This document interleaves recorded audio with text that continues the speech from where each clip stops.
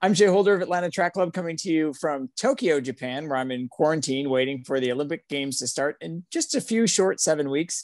But coming up even sooner is the U.S. Olympic trials in track and field, and I'm joined by American record holder Keturah Orji. Keturah, trials week, how are you feeling?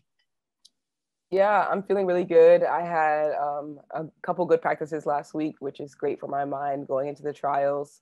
Just excited to finally get there and execute. It's been a long 2 years because it was supposed to be 2020, but now it's 2021 and we're running it back. And so I'm excited to finally get out there and compete. How does that extra year come in play? I know some athletes are like, we're so glad we had the extra year, and some are like, I can't believe it's been 2 years. Was that extra year beneficial or just really hard to wait through for you? Yeah, I think it was beneficial for me.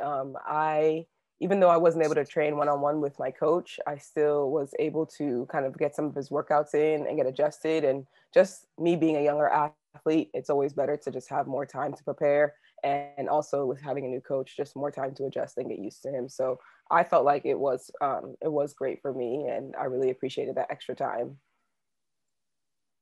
I know you said that you did some workouts last week with just days to go until the trials. What are you doing in the 3-4 days leading up to the meet? Yeah, so there's not much we're doing anymore. It's kind of just fine tuning.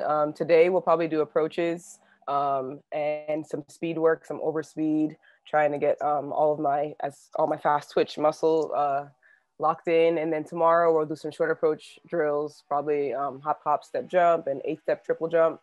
And then Wednesday and Thursday are probably going to be really light days. I doubt we're going to be lifting much, and doubt we're really going to be doing much after that, because I compete Friday, and from there Sunday again, and we'll really be into it at that point. I know that you publicly stated that your Diamond League meets didn't go the way you wanted them to, but overall you had an incredible season, setting the American record 14.92 in the triple jump. How do you put the last couple of weeks behind you and focus on how great the season was overall heading into the trials? Yeah, I think my most recent practices, as I mentioned before, have really helped me to change my mindset. Coming back from the Diamond Leagues, I had told my coach I want to jump again because I wanted to just be in a better place before the trials. But he was like, it's okay, let's get some good training in. You didn't have a coach out there, you'll have a coach at the trials and you'll be fine. And so I think deciding not to compete and just getting in some extra weeks of training and getting back into the form that I was when I first opened the season, I think was really important for me. Now you're doing both the long jump and the triple jump at the trials. You haven't done a lot of long jumping this season, but when you did, you set the Olympic standard. Have you focused on that at all of these last couple of weeks to kind of fine tune that, or how does that play into your planning for the trials? Yeah, so we haven't been practicing long jump as much, especially coming back from the Diamond Leagues. And as I said, things weren't locked in as much as we thought it would be. And so we had to kind of like fix and make some adjustments coming back from overseas. And because of that, we've been focused more on triple jump. But I still feel confident in long jump. I've always been able to do the double at collegiate meets. And so I'll have a little bit extra time in between both. And my approach has felt great. And so I think even without that extra practice, I'll still be fine and competitive. And I know all the women there will be able to push me.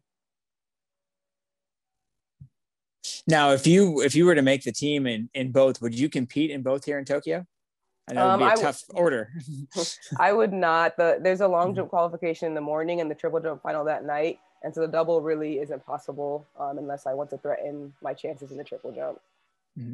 At the trials, how important is it to win the all-out title versus just being on that podium for you?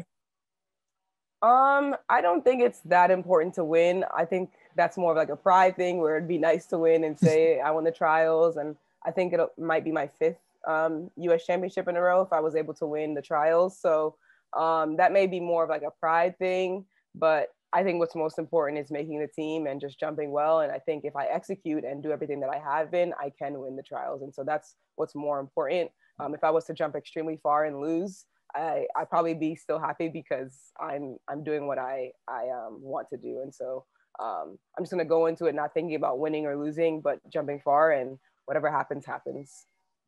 Yeah, 5 years since the last trials, how have you changed as an athlete mentally and physically going into these trials versus the 2016 trials? Yeah, I think I believe in myself a lot more and really have proved to myself what I'm capable of. In 2016, I was only 20 years old. That was my sophomore year of college. And I was just happy to be at the trials, happy to be at the Olympics, really just surprised at all I was able to accomplish. But now that I've done so much, I know that anything is possible.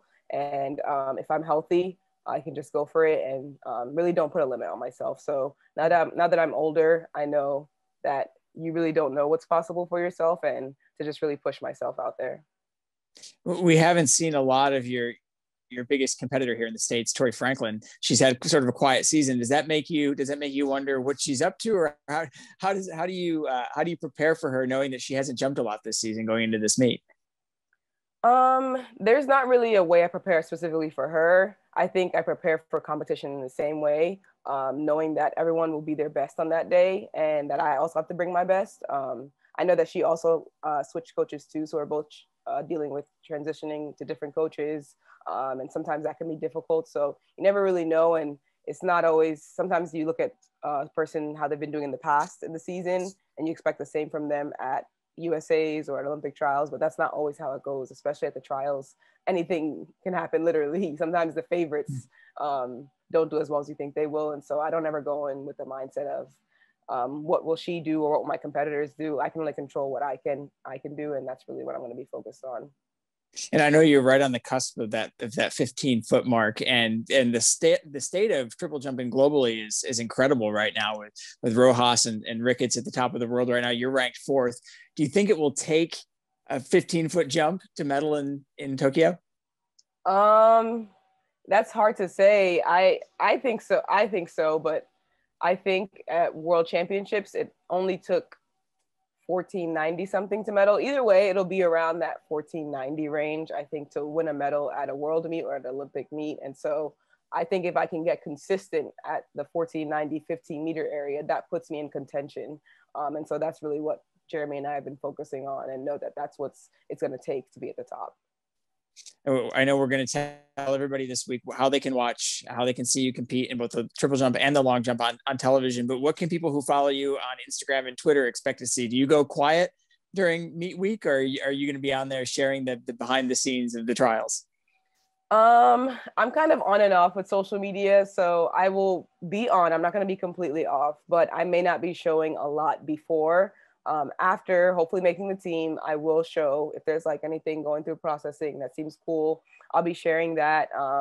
And yeah, I'll show my medal and anything that I know fans would be interested in after, I will show. And so I'm excited about it. And yeah, I hope everyone will follow that journey. And you've made the team before, so I was going to ask you this. What happens when you make an Olympic team? What are those moments like? I know you get whisked away by USATF. What do you have to do when you make an Olympic team? Honestly, I don't remember every single part of it. The part that I do remember the most is flying to Houston before flying to Rio and getting all of the gear, all the Ralph Lauren, all the Nike. It was 2 suitcases worth, and I was so excited. I've never received so much gear and so much. It was so nice. And that was honestly my favorite part. So I know that there's a lot of like, we need your passport and where are you traveling to, where are you going to travel from, and where are you going to travel home to, like all of that. But all I remember is the gear part. Well, speaking of gear, I'm wearing my KO the Comp shirt today, not by coincidence. For people who are rooting for you this week, can they still get the shirt? And if so, where can they get it?